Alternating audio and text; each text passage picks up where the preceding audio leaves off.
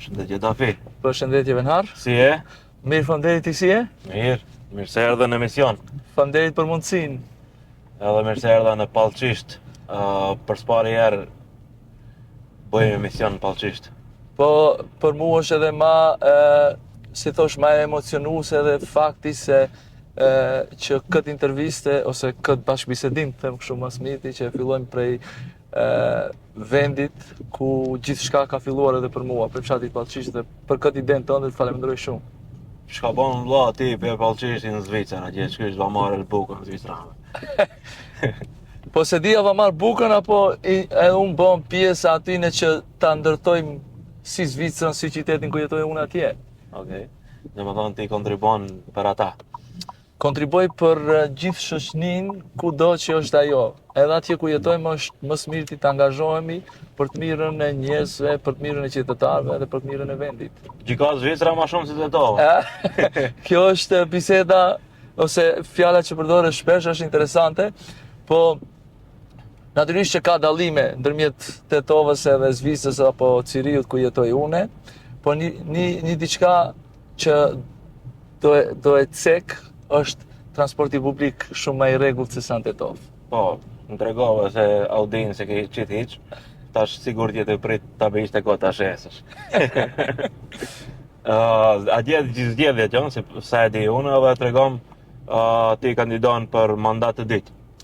Po, e saktë është kjo, janë tash me 8 mars, domethënë këtij vitit, janë zgjedhjet komunale, ku une për herë ditë kërkoj votën e qytetarëve të qytetit Ciriu. Realisht para 4 viteve kam kandidu për herë të parë, ku edhe pata fatin t'i marr si thosh votat e nevojshme për të bërë pjesë e asamblesë së qytetit. Edhe tash me 8 mars janë votimet për zgjedhjet e komunale dhe unë mundohem të marr ose të fitoj mandatin e dytë. Okay. Vlen theksohet se votimet atje bëhen nëpërmjet postës. Okej. Do thosh pak më ndryshe, edhe pse 8 marsi, në fakt 8 marsi është dita, si thosh, dita e fundit e votimit, kurse nga nesër, që është dita e 9 shkurt deri me 11 shkurt, do shpërndahen nëpërmjet postës në të gjithë qytetarët cilët kanë drejt vote, flet votimet. Edhe prej asaj date kanë diku 3 javë kohë të bëjnë ose të votojnë si thuash. Ta sjellin vendimin edhe ta çojnë prapë me postë. Ta çojnë me postë, domethënë ta kthejnë me postë, nëse nuk e kthejnë deri datën e fundit, është pak si rregull, datën e fundit para datës 8 mars, atëherë me 8 mars duhet shkojnë patjetër te vendvotimet ta dërgojnë si të shkojnë votimet. Të njëjtën, nuk ka tjetër, domethënë ajo që vjen me postë se shkon sipas kodit aty edhe krejt lidhet. Po, saktë. Tregom Dafi, ti kandidon, a ke kundër kandidat shqiptar? Është interesant si temë, ka kandidat shqiptar, ta them kështu. Po nuk janë kundër kandidat. Në ideologji politike janë të kundërt. Domethënë nuk është se ne pajtohemi me ideologji politike, edhe ka kandidatë cilët nuk i takojnë njëjtës parti politike. Ka edhe kandidatë që i takojnë njëjtës parti politike. E mira e votimit në Zvicër është që përkundër që ata janë me një parti tjetër, me një ideologji tjetër apo mendime tjera, ne nuk i bëjmë konkurrencë njëri tjetrit. Domethënë qytetarët kanë drejt, votojnë edhe mua, edhe ata. Më lirove, tash se duhet pastaj nëse duhet të jetë garë në mes shqiptarëve, duhet të thirrë edhe ata në emision se duhet ta plotësoj atë kërkesën e gazetarëve për të qenë i gjithanshëm.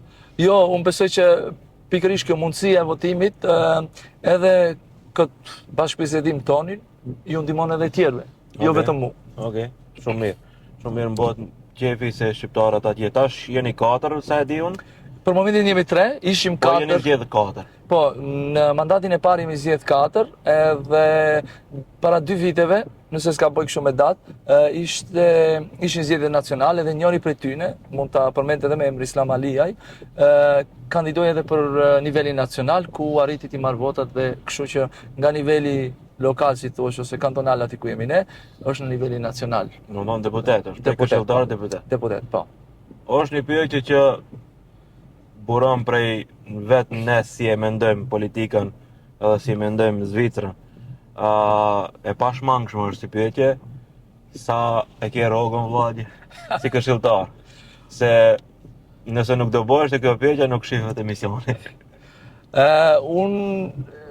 Është pyetje që shtrohet shpesh, domethënë nuk jam si pari, po s'besoj se desh edhe i fundi që Po, se ke pas me shqiptar. Po, zakonisht kjo është pyetja, po duhet t'i zhgënjej pak shqiptarën përgjithësi, të cilët kanë një mendim se kemi rroga marramense sa i përket aktivitetit ton brenda politikës edhe si këshilltarë që jemi në Asamblenë e Qytetit. Unë nuk do jap shifra të sakta, po si thua, në relacion me rrogat mesatare të Zvicrës është ndër rrogën mesatare të Zvicrës. Domethënë me rrogë minimale. Shumë minimale. Okej, rrogën e vogël ndoshta fitimi i madh. Unë besoj që fitimi është shumë i madh, por në aspektin e provojës brenda aktivitetit politik dhe përfitim shumë për qytetarët. Po, unë nuk e shpreh as është përfitim e parë, po përfitim përgjithësi. Tregom tash për të zgjedhur ti kush është Dafi. Tregoma një profil tondin që unë kur u takuam para emisionit e di, po tash i flet masës. Kush është Dafi edhe pse duhet të votojnë ti?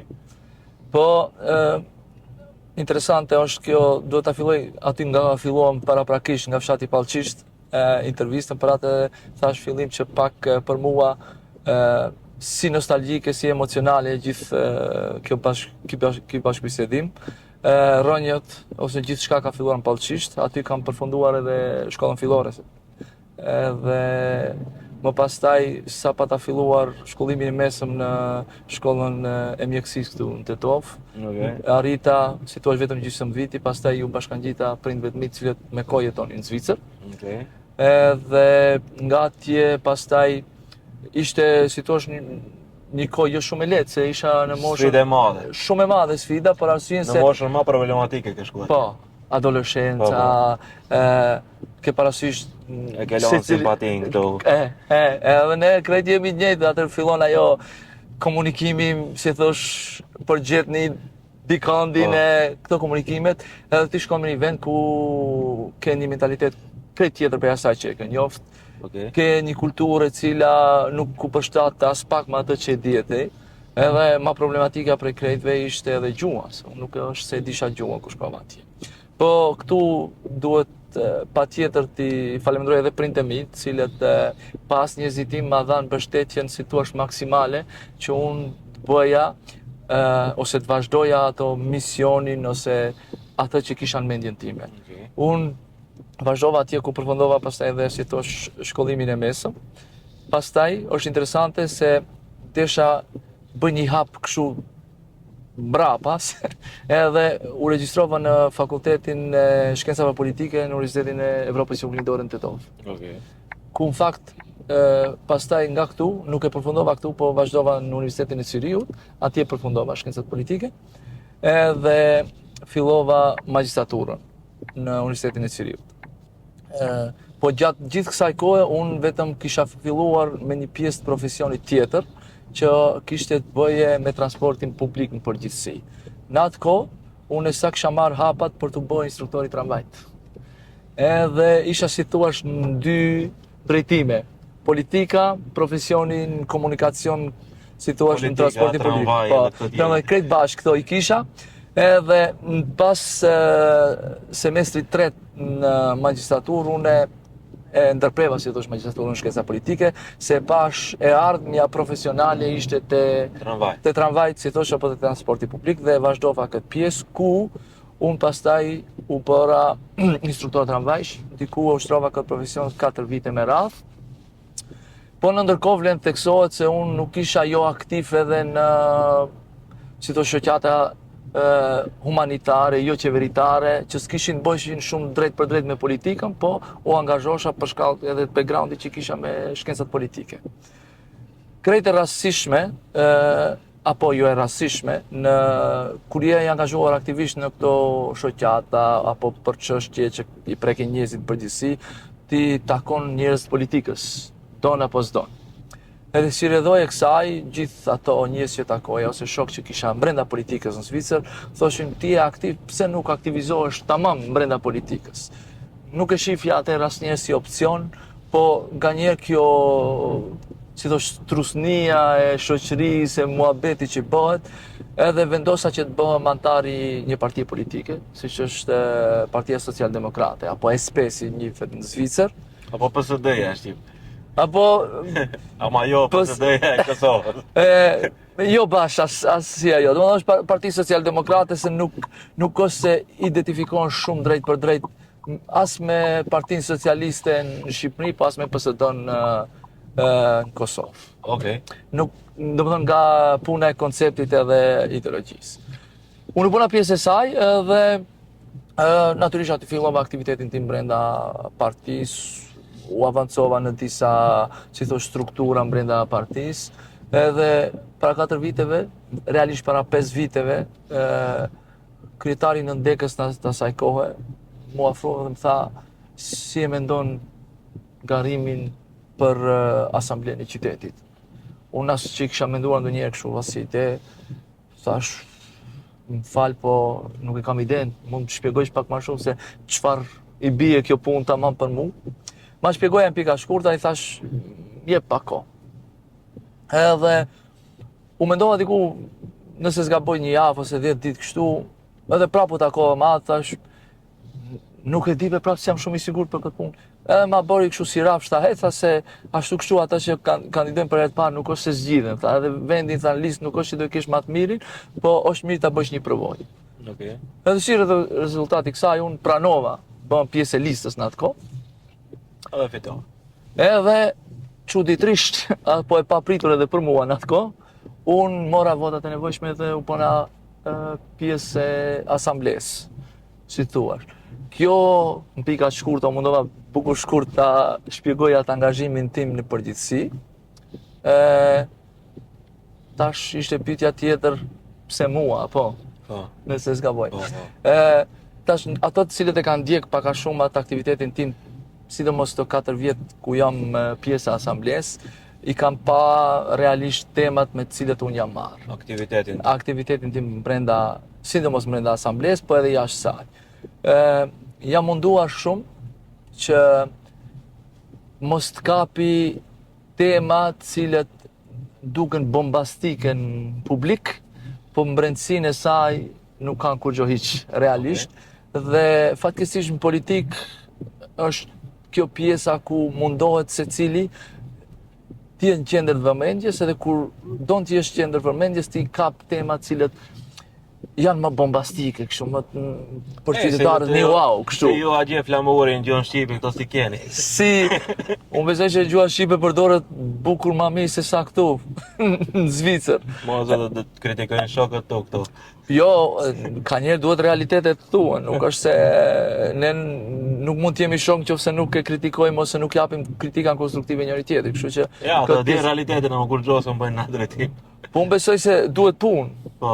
Duhet punë, angazhim, kështu që besoj edhe shpresoj shumë që një ditë edhe këtu të jemi më mirë se sa që jemi tash. Po për t'ju rikthyer edhe një herë asaj që isha duke treguar, temat me cilët jam angazhuar unë edhe që angazhohem janë shumë tema sociale, që prekin më shumë ti një grup njerëzish apo një shoqëni e cila realisht shumë pak është në fokus të politikës. Okay. Edhe atje. Fatkeqësisht edhe politika, domethënë në përgjithësi, jo vetëm këtu në Maqedoninë e Veriut apo në Ballkan, edhe në perëndim fokusi i politikës ose i politikanëve është te grupet apo grupacionet aty ku mund të përfitohet edhe më shumë. Është një për llogaritje numra, si thua, ku përfitoj aty përqendrohem më shumë ti.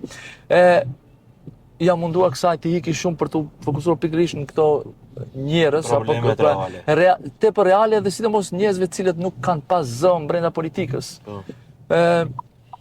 Këto kanë qenë temat me të cilët jam angazhuar edhe unë besoj se edhe shpresoj që ata të cilët kanë ndjekur të më japin edhe mundësinë për të vazhduar njëjtat tema ti përfaqësoj atje si duhet, brenda asamblesë, brenda institucionit ku është shumë i nevojshëm. Çfarë numri ke aty të flet vetimi? Jam numrin 3 në listën e Socialdemokratëve, që është lista numër 1, e unë jam i treti në listë. Tafi Muharremi, numri 3 në listën e Partisë Socialdemokrate në Zvicër. Rrethojeni me 8 mars. Patjetër, nëse doni temat me cilët shumë shkurt i përmenda, edhe nëse duan tin më shumë, realisht unë jam edhe në mediat sociale, Tafi Muharremi në Instagram, Tafi Muharremi në Facebook, edhe kudo aty i kam edhe fjalimet edhe angazhimet e mia për të parë më shumë, ndoshta se emisioni nuk e ka gjitha të hapësirë për t'i cekur çdo gjë në detaje ose më Detaje në rrjetet sociale. Në rrjetet sociale, tamam. Dafi, më bëni përshtypje gjatë gjithë bisedës, nuk kam dashur të ndërpres. Në formë shakaje tash e them, çka ju desh të varit pa transport publik, shkoje në Zvicër, ti mësoje zviceran për tramvaj. Është temë interesante, unë e them gjithmonë rruga e jetës ku çon nuk e din ti paraprakisht. Okej. Po unë besoj se nganjëherë në atë pavetdijen tonë, ato të cilët na mungojnë ishe më mirë e më qartë. Unë isha këtu para shumë vitesh dhe nuk është se kishim ne një transport publik të mirëfillt. Gati s'kishim hiç situata. Po, është një njëjtja situatë edhe sot, ndoshta pak më mirë, po jo në atë nivelin që duhet të ishte. 2-3 autobuza më shumë. Po. Edhe më ka bërë përshtypje atje ku kam shkuar se gjithmonë gjithçka është saktë. Okej. Edhe si thua, nën vetdijen që këtu s'funksiononte, atje desha të bëhem pjesë e asaj për ta parë se si funksionon. Edhe natyrisht që përveç se u bëra pjesë, mu dhanë edhe mundësitë të kontribuoja edhe më shumë se sa që ishte ndoshta e nevojshme. Kjo është njëjtë si të dovari pa deti që shkoja të mësoj në Shqipëni, si notojnë. Notojnë. Okej, Dafi, tregom, në kafe, kur u takom, kur të pyeta për sfida që i ke pas, më tregove për sfidën e fëmijëve me autizëm, edhe më la përshtypje shumë dhe du në formë mirënjohje ndaj teje për punën atje, ta tregoj çka ke bu. Okej, është një temë... Se këtë temë, më falë që pengoj, këtë temë e kupton ma shumë aktivitetin tonë e kupton një prind që ka fëmijë me autizëm. Edhe ajo vlerëson ma shumë se ne di. Sakt, është një temë e cila, domethënë paraprakisht nuk është se kisha shumë ide rreth kësaj. Po tani edhe pse jeton në Zvicër nuk do të thotë se gjithçka është perfekte edhe atje. Edhe atje ka mangësi ose si thosh vryma brenda institucioneve ku nuk janë të përmbushura për gjithë shoqëritë. Kjo temë më ka prek shumë sepse ishte, si thua, gati zero fokus ndaj saj, edhe në Zvicër, aty ku jetojmë ne.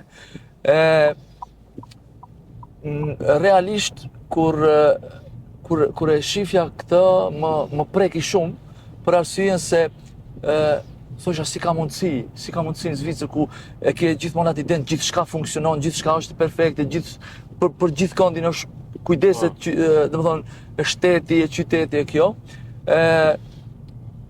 Pastaj fillova të interesohem edhe më shumë për këtë çështje. Ajo që vlen theksohet dhe është shumë interesante që autizmi nuk njihet si smundje. Okej. Edhe kur nuk njihet si smundje, sigurimi shëndetësor që një pjesë e madhe e qytetarëve paguajnë, nuk e përmbush ato. Edhe këto terapitë e nevojshme nuk i merr përsipër Sigurimi shëndetësor. Po, edhe si ridhoj e kësaj, prindrit, familjet cilët prekën sidomos me këtë situatë, u dasht gjithë këto, si thosh, kosto për trajtimin e kësaj situate, ti mbulojnë vetë. Edhe nuk janë kosto të vogla, si thua, janë shumë të mëdha edhe për atë që jeton në Zvicër, ku dihet që gjithçka ka, si thua, një kosto të madhe. Dhe këtu filloi gjithçka, si thua. Edhe unë fillova brenda institucioneve të interesohem se çfarë ka e çfarë s'ka, çfarë mbulon e çfarë nuk mbulon. Dhe pastaj fillova të përpiloj propozim ligje në këtë drejtim. Unë nuk do i cek gjithë, po dy shumë vendimtare për mendimin tim dhe nëse ka diçka për cilën në këto 4 vite ndjej veten krenar janë pikërisht këto dy propozime të cilët i kam bë, sepse siç e thash edhe gjatë bashkëbisedimit, jo mundu për këto shtresat të cilët më pak janë dukshme brenda politikës edhe në fokusin e saj. Një propozim ka qenë që propozim ligj që fëmijët ose familjet që kanë fëmijë me autizëm, mbulesat e kostove për trajtimin e gjithë terapive ti marr qyteti përsipër. Okej. Edhe kaloj. Edhe ky propozim liq fatmirësisht mori shumicën aty në parlamentin e qytetit, se njihet si parlament ta themi kështu. Edhe kjo më ka bërë shumë krenar në momentin që kaloj. Dhe e dyta është një lehtësim i madh, vlen tek sot, është një lehtësim shumë i madh për ata cilët Faleminderit. E kam bërë me shumë, domethënë me shumë vullnet edhe me një dëshirë më të madhe. Edhe një ndër tjerat, apo një propozim tjetër që është po ashtu në drejtimin e kësaj, ne e dim gjithë kur kemi një farë smundje, çfarë do qoftë ajo, për shembull, e zëm smundje të zemrës. Shkon ti te mjeku dhe ai e jep diagnozën, çfarë do lloj qoftë ajo, dhe ai thotë, "Hey, duhet të bësh këtë, ose shkon te operacioni, ose te stendat, ose çfarë do ka, se nuk jam kështu mjek, po mundon t'i shpjegoj në pika të shkurta." Po motor medicinale je. Se e ka kryer mjekësinë. Po, jo nuk kam kryer, pastaj domethënë kam filluar se kam kryer diçka tjetër. E ke dëgju. Po, e kam dëgju pra, tamam.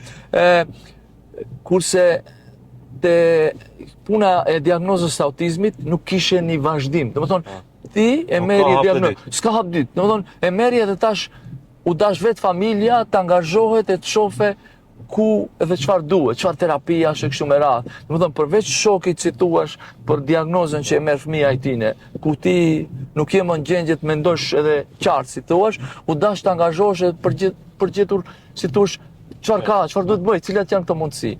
Dhe këtu ishte ideja që ketë një vend orientimi ku pas diagnozës së autizmit të fillohet apo të tregohet se çfarë është e nevojshme. Okej. Natyrisht se këto duhet ta mbronte qytetit, domethënë me njerëz profesionistë aty e kështu me radhë. Edhe kjo fatmirësisht u bë. Okej. Domethënë dy nga tjera që mund t'i përmend këto drejtime kanë kaluar dhe jam tepër shumë krenar që sadopak kam mundur që ndihmoj njerëzve në këtë drejtim. Sidomos ative me menhalle më të mëdha se sa probleme tjera. Natyrisht që janë, domethënë infrastrukturë nuk kemi shumë probleme atje, po ka edhe atje probleme më të vogla që diskutohen. Më vjen mirë që ke qenë zëri i zgjidhjes për shqiptarët, po edhe për qytetarët atje. Tash tregom e fundit për pyetje politike, është sa është buxheti që ju e menaxhoni si komunë? Buxheti, te parja gjithmonë muhabeti, ja. Domethënë unë nuk klishej pa me tregu fare ti. Okej. Rogën s'ma tregova, ma. Okej, Rogën s'ta tregova, për këtu do të jap një shifër më të saktë ose të saktë, them. Buxheti për këtë vit i cili kaloi në dhjetor në Asamblenë e Qytetit ose parlamentin aty është 11.7 miliard frank. Okej, sa banor ka gjeri? Diku 450.000 nëse s'gaboj kështu mund të gabojnë 2-3.000 numra, kështu rritje, po 450.000 kështu. Gjeri, mi 450.000 banor. Po. Ka 11 miliard e 700 milion. Po. Maqedonia me 2 milion banor ka 6 miliard. Domethënë, dy fish. Edhe pse me banor është 5 herë më e vogël. Po. Mashallah. Mirë, tregon shqiptarët atje si jetojnë. Ti gjatë kohë edhe e sheh dallimin mes jetës tonë këtu edhe jetës tuaj atje, edhe pse ti je një kom atje, një kom këtu. Po, unë besoj që jo vetëm unë, një pjesë e madhe si thua janë me një komp atje, me një komp këtu, po realisht nuk e shoh edhe si gabim këtë pjesë. Domethënë, kjo një komp atje, një komp këtu tregon pak edhe dashurinë ndaj vendit, ndaj adheut, ndaj kulturës që ke pas, ndaj gjithçkaje që ka formuar edhe ti si person. Shqiptarët si jetojnë, ka pak dallime ndërmjet jetës që bëjnë këtu edhe atje, edhe nga vetë fakti sepse të imponohet edhe nga vetë vendi ku jeton. Ajo që dua ta theksoj, edhe është shumë e rëndësishme për ta thënë, unë gjatë gjithë këtyre viteve sa jetoj atje, kam parë një evolim buku të mirë për të mirë të shqiptarëve atje, sa përket integrimit në Zvicër. Në momentin që flasim ne tash, unë besoj që në Zvicër ti nuk do gjesh asnjë institucion, profesion ku nuk ka një shqiptar i cili ka një pozitë ose drejtuese ose të rëndësishme brenda atij institucioni. Edhe jeta e shqiptarëve pak a shumë edhe atje nuk është se dallon shumë prej zvicranëve, nga vetëm një dallim i vogël që ne jemi pak më afër me njëri tjetrin si familje, domethënë këtë e praktikojmë akoma ose një pjesë e madhe edhe pak besoj, nuk është se jemi në atë nivelin që kemi pas më përpara. Ja. Po, ama praktikohet ende. Por ndryshe shqiptarët sot i kanë bukur të mirë të integruar në Zvicër, janë profesione ndryshme, bëjnë jetë tepër, si thua, brenda rregullave dhe brenda kulturës zvicrane. Unë si me shaka, po që është shumë e vërtet e marrë gjithmonë këtë shembullin, ne jemi italianët e dytë në Zvicër. Si italianët kanë qenë, si thosh, grupi i migrantëve, siç njihen, të parët, cilët i kanë ecur këto faza para nesh, ku sot janë shumë përpara nesh, mund të themi, po jemi ne pikërisht tash i dyti komunitet që shkojmë në këtë drejtim. E mendon ndonjëherë kryetarin e komunës Zgjerijit shqiptar? Është pyetje shumë interesante dhe do e them, bile nuk do më kishte shku mendja vetë ta them, po mbase më bëre pyetjen ishte za. Unë besoj që mundësit për që një kryetar shqiptar ekzistojnë. Okay. Edhe vend theksohet, edhe pse kundërshtar politik në partin tjetër, Parim Avdili është kandidat tash në zgjedhjet e 8 marsit për kryetar Ciriut. Unë e kam edhe shok edhe mik, edhe pse ideologjikisht, politikisht shpesh nuk pajtohemi, po për mendimin tim, në qoftë se ai do fitonte, do isha gëzuar shumë. Për të rikthyer tash në pyetjen konkrete, unë nuk e shoh të pamundur një ditë që të jetë një shqiptar për brenda apo kryetari i qytetit Ciriut. Dhe tjetra, unë besoj shumë që nëse përparimi s'deli i pari, do dalë sigurt i dyti. Shumë mirë. Shpresoj, uroj dhe besoj. A di pse të pyeta se shqiptari është si ajo bima. E vjen shtëpinë mbi bima del mbas disa viteve mbi shtëpi. Domethënë, nuk prishet bima. Del. E ardhmja e Dafit. Domethënë, tregom ku e sheti veten pas 5 apo 10 viteve.